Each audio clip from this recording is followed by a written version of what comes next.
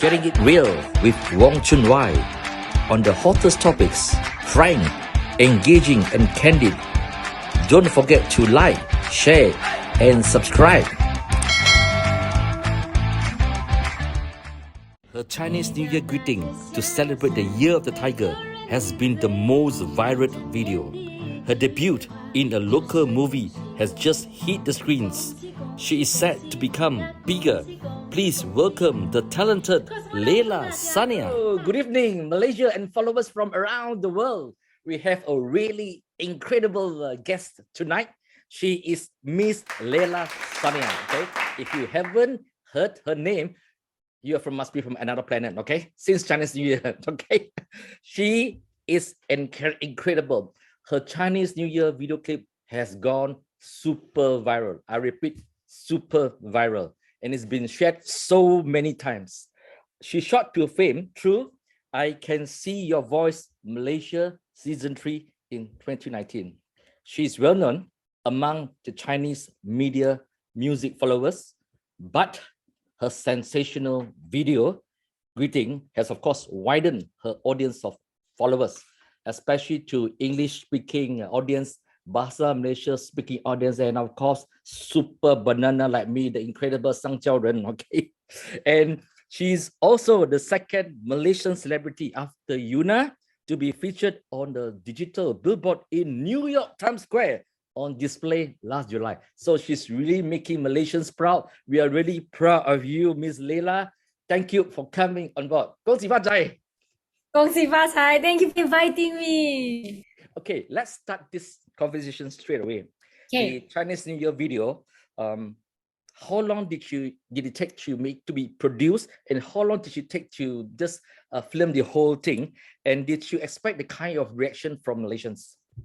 Actually, it was not meant to be like that kind of video. It's just a normal greeting video for a product. So I never expect it to blow up like this. It came to me like I was shocked because my mom showed me. She was like, Haris, kan dah post kau tahu tak? And I'm like, kakak, ya, tapi dia tak tahu nama kau. And I'm like, oh, why is this video going everywhere? And then suddenly my mom's friends from Singapore, from overseas texted her, is this your daughter? Why is she doing this? And then actually it's not supposed to be that kind of video that's meant to be viral. It's just a product video that I did casually, singing live. I didn't even do many takes. I think it's just like 2 takes ke berapa takes. So to get this reaction, I was so overwhelmed. I think that to me it was one of the best things about Malaysia and for this Chinese New Year, because after your video clip, I started receiving messages from my friends who said, bro, can you please share this video of my daughter who also can speak Chinese? So I started getting a lot of this kind of video, which is really good for Malaysia and to see Malaysia in a different perspective. Now, you come from a musically inclined family. This is from my research, okay? You have been exposed to music at an early age since you were very young. Can you share with us the kind of upbringing that you have? So actually, I start singing before I start talking. So I was 8 months old. I sang first before I start talking. So I have proof. My dad have proof. He showed it to me already. At first I was like, tak mungkin kan. Such a young age, I sing before I talk. So my dad showed me this clip, which is me. He was actually making a song at that time, but I pulled his mic when I was a baby and I sang into the mic, and it was in tune and it was in key. So he recorded it and he said, if one day I became famous, he's going to release it. So hopefully I became famous one day and we get to all hear that recording. So basically when I was younger, my dad, he had never restricted me on what I love. So he would expose me to music, to different genres, different languages, different songs, because he didn't want to control his daughter. So all of his daughter are like that. So for me, he exposed me to music. My sisters, they like drawing more than music, so he exposed them to drawing. So basically they don't want to have that mindset of my daughter has to do this, my daughter has to study like this, to do this, to be well. So she can do whatever she likes as long as she does her best in whatever she does. So were they professional musicians or they just like music as a hobby? My dad, actually, he's a little bit weird, he's a cameraman, he's an artist. Actually, he's a painter also. Oh, He's a okay. singer, he's a musician. So he's a versatile man. So I really looked up to him. I was like, how can one man do all of these things? If he can do it, I can do it too. So Okay. So you come from a background of this well-rounded person, musically arts, orang sastrawan, seniman, penyanyi, orang music. Is that correct? but my mom is not. My mom is a reinsurer. Okay. So it's so lain. Okay. Opposite poles attract, as they always say, right? Eh, Okay. Now, this is a part I'm really fascinated with. Why did your parents send you to a Chinese school? In fact, a very famous Chinese school, CNY, which is considered the elite school, okay, in Kuala Lumpur. Actually, they just sent me to a Chinese school for me to learn a new language and to learn a new culture at first. And then their plan is just to hantar me until primary school and then pindahkan ke sekolah Melayu. Yes. But after I finished primary school, I cried to them saying I want to continue studying Mandarin until finish secondary school. I was like, Umi, please, nak sambung sekolah Cina. Because the environment, I've already gotten used to the environment, the people, kan, you meet the same people, kan. So at first they wanted me to just learn a new language, but then it became my personality, so I didn't want to change it. So CNY is a secondary school, right? yes, So in primary school, where were you in? I have two primary school because we moved houses. So at first I was in Lai Ming in front of KLCC, Okay. and then I moved to Liraba in Gombak. Okay. Now, was it difficult for you to be in a Chinese school? I mean, most parents who don't come from Chinese schools, when they send their children to a Chinese school, they always have problems teaching their kids, to compete in that school because Chinese school is always so competitive. What was it like for you then? It was so hard. I'm not even going to lie. At first, it was so hard because I'm the only person who can speak Mandarin. My mom cannot, my dad cannot. So it was tough for me to do my homework. I have nobody to ask. I have nobody to talk to at home. So it was really, really hard at first. Yeah. But over time, it became one of my first languages now. Like I even have my IC number in Mandarin. Oh, wow. Because in school we have like this, I think it was standard 6, it was UPSR, so we have to memorize our IC numbers. And it was a Chinese school, so everybody memorized it in Mandarin. Okay. Until now, if I want to go to a bank or anything, like the other day I went to a bank and the banker asked for my IC number, I had to translate in Mandarin to Bahasa Melayu. I was like, 0211. Okay, Layla, you know that the perception, okay, of most of Malaysians, even people from around the world, when they mention Chinese school, means they say, "Wow, the maths sure very good one." Is your maths good? So, funny story, my maths was so bad until I was SBM. My SBM teacher, she was so good at teaching, I scored an A, finally. Oh, okay. Like me, we come from a different era.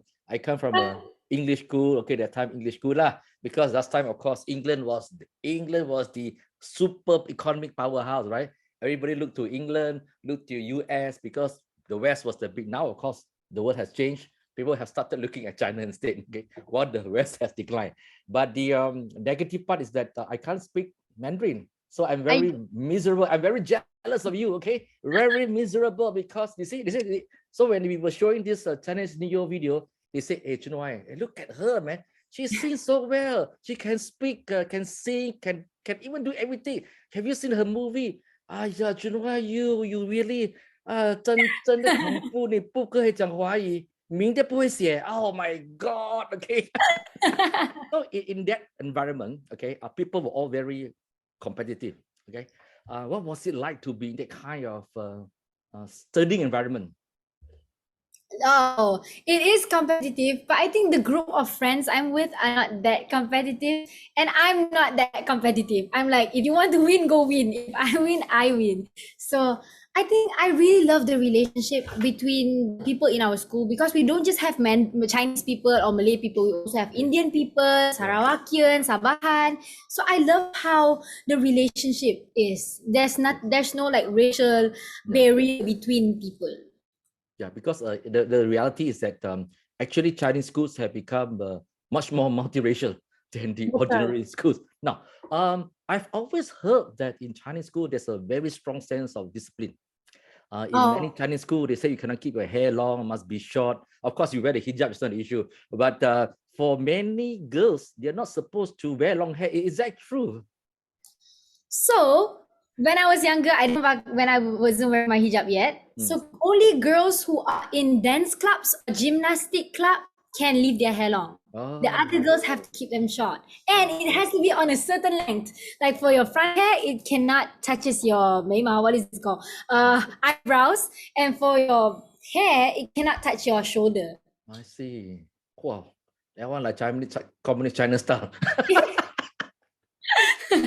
Okay. Given your musical inclination, did you perform in schools? So at first I didn't perform in school because I was Okay. shy. I was Right. like, tak nak lah. I'm so scared. Okay. I'm scared of people actually. Okay. But until there's this one competition, singing competition, I think I was in Darjah 6. So Okay. there's this competition. My teacher was like, this is your last year in primary school. Why not just sing one song for us? So I went into the competition and luckily I won first place. After that, I gained more self-confidence to attend more and more performance and competitions. Did you learn to play the guitar? I think you also play the piano, right? Was it something that was motivated by your father to play musical Yes, instruments? Okay. I was jealous that he can play everything, so I want to play too. But my dad has this mindset. If you really want to know that thing, you have to learn by yourself. So he only teaches me the basic 4 chords on piano and guitar, and then he tells me to go and learn by myself. Okay. Now, you started playing singing in school. What was the entry point, the progress when you actually started singing in a much more bigger way? How did it progress? So actually, after I went into competitions, I actually did performances in cafes and restaurants. So me and my dad, he would be playing the guitar and I would sing. At that time, nobody would look at me at all. They would just chit chat and then talk. Cafe ma. So I think that is what builds my confidence. And still now, I'm more and more confident in performing on stage, meeting new people, trying new things, because everybody is scared of trying new things, kan? Yeah. But after experiencing different situations, like people are accepting my song, people are accepting my song. So I think I've become more brave. So when you were performing in cafes, were you doing cover versions of English songs, Malay songs, or what? I actually did a campur. I did Sarawakian song, I did Malay song, I did Bollywood song. So just campur. I just sing. Okay, right. Now, was the participation in the TV3, I don't know, season 3 of the competition, I Can See Your Voice Malaysia season 3, was that the beginning of the big leap to something bigger? Oh yes. I'm so thankful for I Can See Your Voice. At first I was so scared. But they say just try it. Just try and join this competition. And because of that, more and more people knows me because it's on TV. So a lot of people watch TV. And I've gained more and more supporters and more people who trust me for my music. And yeah. This was a Astro production, right? This was TV3. Okay, TV3 production. All right. From then I could see the reaction of the judges. I mean, that spontaneous reaction, their incredible face, the reaction. I thought it was really fantastic. And then, of course, like the concept of the show, they had to guess whether it was really you, right? Or it was somebody else. Now, what was the impact of that performance? Where did it go from there? So I think people remember me as the girl with the kaki tinggi, because in that show my character was a girl who knows silat. I did a high kick on that show, and because of that people remember me. They call me budak kaki. Okay. Yes. And also I love 我的心只有你没有他 that song. So when I first performed it, it was so scared. It was so nerve-wracking because I never performed in front of an audience that's so close to you, because they are like that, like here, and I'm like here. And then if you can see, actually I look very awkward on stage. that time because I was really scared. But thankfully, I see my mom and my dad, and they were like, "Oh," and I can do this. Now, were you signed up by Warner Brothers after that show? No, I was signed before. Oh, I was signed before. in 2019, if I'm not mistaken. I think it's Okay. What was that moment when they felt that okay, this singer has really got potential? We're gonna sign her up. Okay. What was that moment? How did they sign you up? So basically, one person sent my video to Warner Music and tells them that this girl can sing Mandarin, this girl can do this, can do that. And then they went to look at my Instagram because that time I only post songs on Instagram and YouTube. So they went and watched, and then I don't know, I can't remember actually that clearly. And then they just called me over to Warner Music Malaysia and they explain what is an artist, why should I sign with the company? And then at first I was very timid. I don't know anything. I was like, okay, je. And then at that time I have a lot of different companies are reaching out to me. So it was my mom who went and see, is this better or this better or this better or this better? So is mom your manager now? Yes, she's my momager. I can see that, of course, given that professional guidance and that professional support is very important. And going through your Instagram, I could see that they have what they call it, package you so well. You can actually walk off as a model. Okay, even I mean the dressing, the costumes are all very incredible. The makeup and everything, the camera lighting, they're all professional work. I think it will be something big coming for you along the way. Now, Malaysian singers, if you want to make it big, especially if they're singing a Chinese song, it has got to be Taiwan or China. That's how they make it big. Do you have that ambition that, look, I want to go for a big market, China or Taiwan, not even Hong Kong. Hong Kong is too small now. Okay, do you have that ambition for that? Since I started singing, I have this ambition, I have this goal of wanting to go to more Chinese-speaking countries. Tak kisahlah, any country with people who can speak Chinese at that time. But now I don't find language as a limit for me because I want to keep on learning new and new languages. I am going to learn Tamil after this because my dad is Mama, but he cannot speak Tamil at all. So I'm like, I'm going to learn Tamil and I'm going to teach him. So I think I would love to go out there and meet more and more new people, but I don't want to limit myself. I want to just keep on exploring and just do what I can. Yes, I agree with you. You're so young.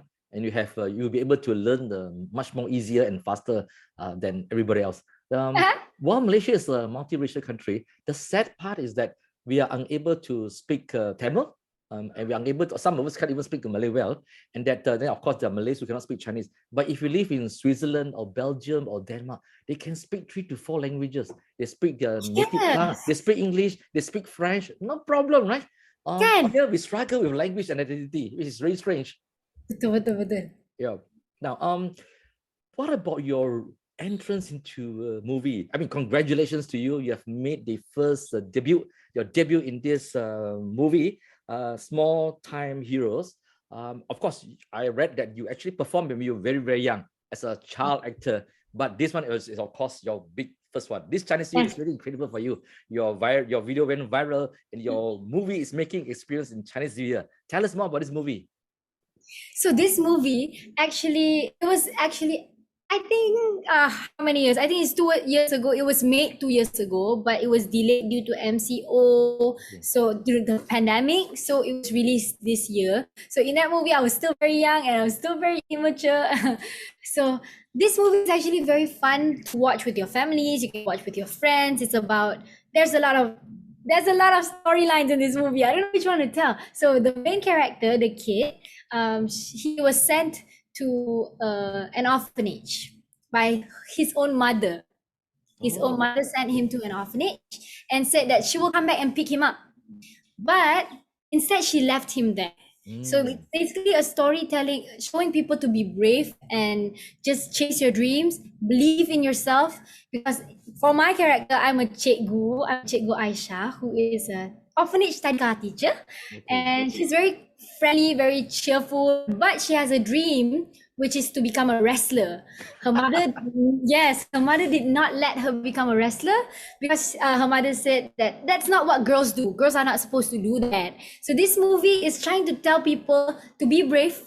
There's no girl or boy cannot do this, cannot do that. If you Malay, Chinese, Indian, anything, you can just do it. If you want it, you can do it. Yes, the sky is the limit. Try it. Yes, sir. Now, how long did you take for the movie to be completed, or was it interrupted? Was the shooting interrupted because of the pandemic, or it was not shown because of the pandemic? What was the reasons? It was made in a span of 3 months. I think it was made in a span of 3 months because we went to different places like in Penang. We went to the main base is in Bukit Broga.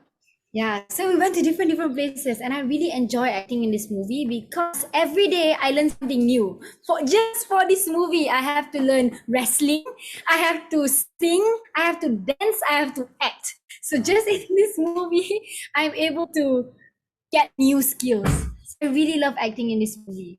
How was you chosen for this role?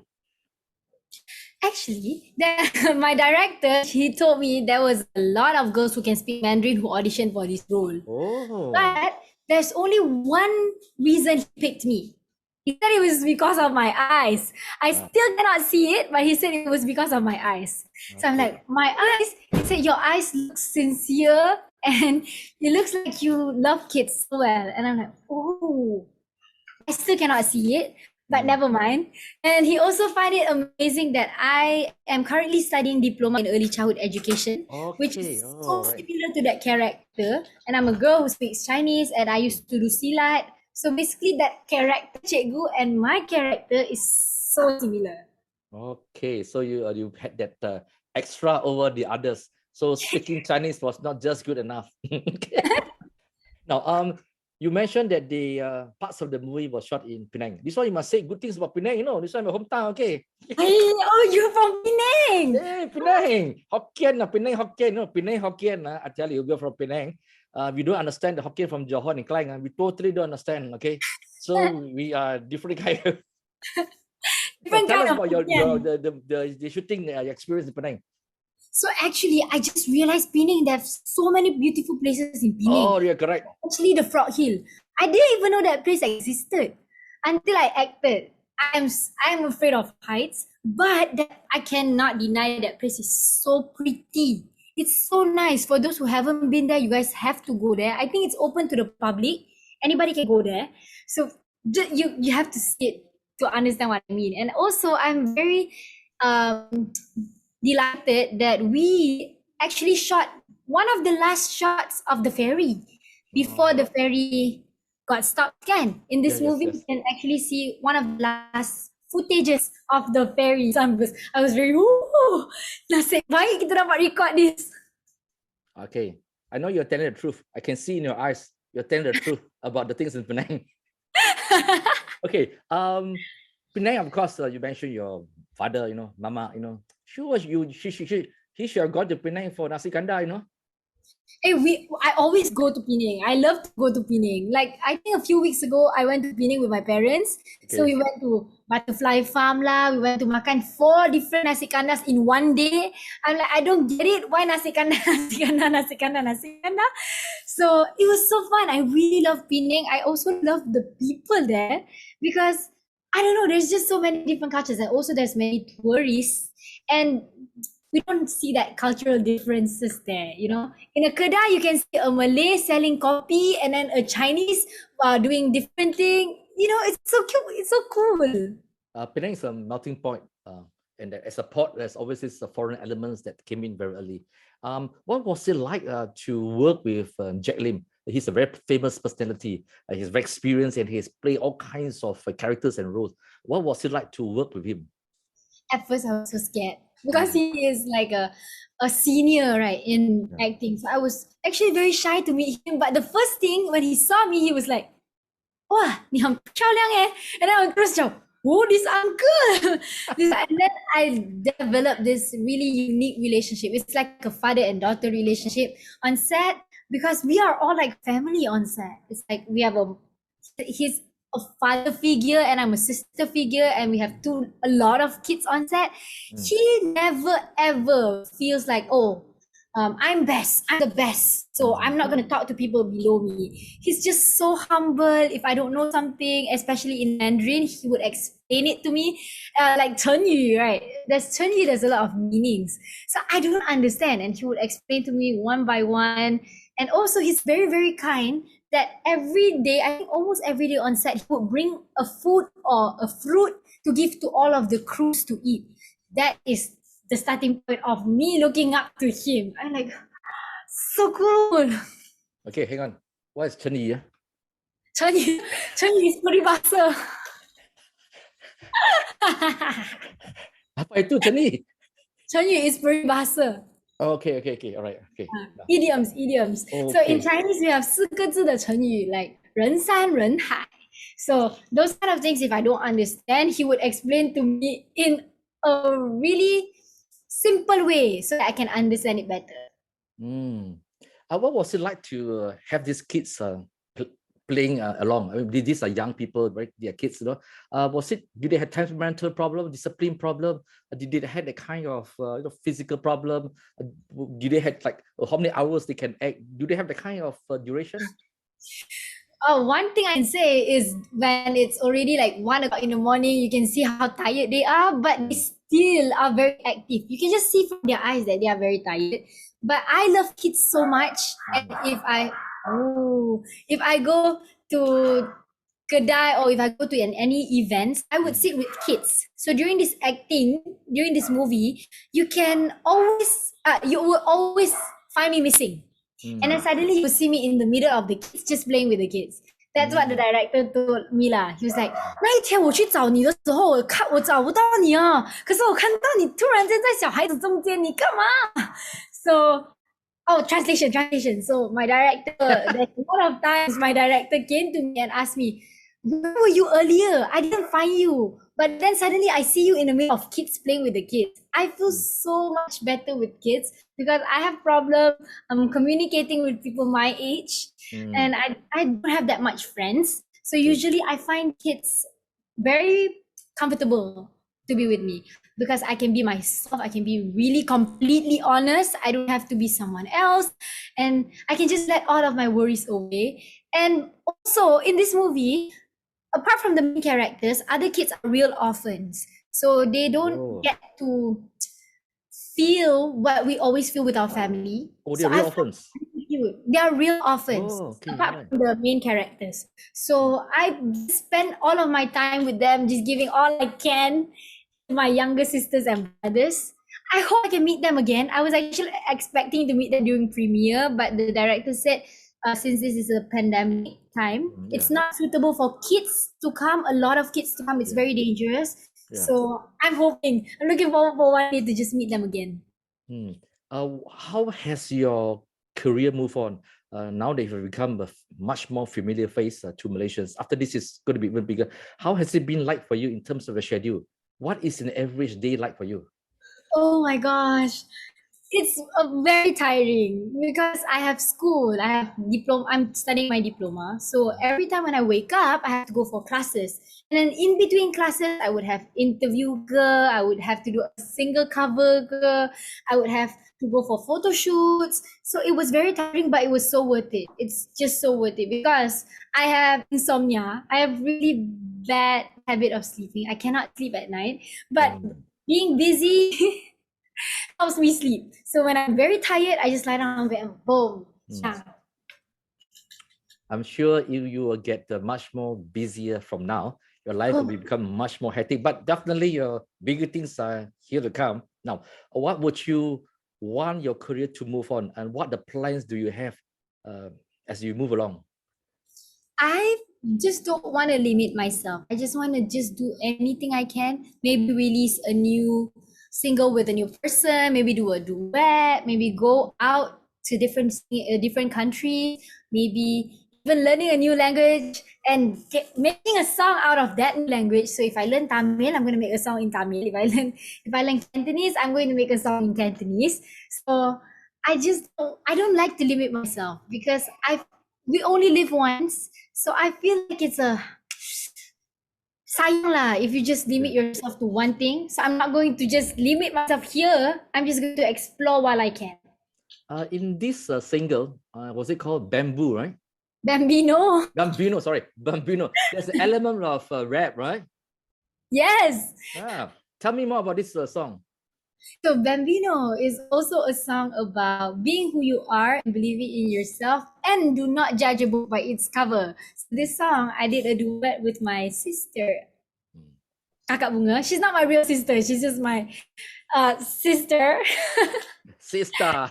That's my sister. So she actually studies in Chinese school also when she was younger. So she forgot a lot and she can only speak basic. So when it came to her that she had to rap in this song in full Mandarin, she had a tough time. So she came to my house and she slept over in my house. So I'm like a cikgu lah with my manager. We teach her every single word, every single meaning. So it was so fun working with her because she never says no. She would just go for it. She would work very hard until you can see her passion in music and rap when you see her practicing. You mentioned you like to do something in Cantonese. Can you speak and sing Cantonese? Oh, I sang a few Cantonese songs, but I cannot speak Cantonese. My mom can. She learned it from TVC. You watch TVC, she can already speak Cantonese. I don't understand. So I'm going to learn Cantonese also. I tell you, I'm going to be very jealous of you and the family. Yeah? I'm Cantonese, but I can't speak Cantonese well, okay? No, this one cannot go on. Okay, before we wrap it up, what is your final words to Malaysians who are watching this program? And of course, your new fans, what's your word to them? Hi everyone. Thank you so much for supporting me through my entire journey. I hope you guys will keep supporting me in the future. I want to remind everyone, if you have a dream, just go for it. Never limit yourself. Like my father, he always tells me, if you like something, it will become easier for you. 如果你喜欢一件事情，那件事会变得更容易。所以呢 So don't be afraid, don't be scared. You don't know what's going to happen in the future. Just go for it. Okay, we can't let you off without asking you to sing a song for us. It doesn't have to be the full song, okay? But sing for us because Layla is now starring in Small Time Heroes. And I can assure Malaysians she'll be a big time hero soon. So the stage is yours, girls. Okay, I just sing a cappella. 别再纠结黑白和对错，红色的口红有1万种。承认世界少不了银河变通，不管你什么性格星座。Thank you. Thank you very much. That was marvelous. Okay, and we wish you all the best. Again, and please follow Layla and myself on social media. Follow her. Let's see what she's doing because we are going to be her fan club fans. Okay. All right. Thank you. Good night. Good night.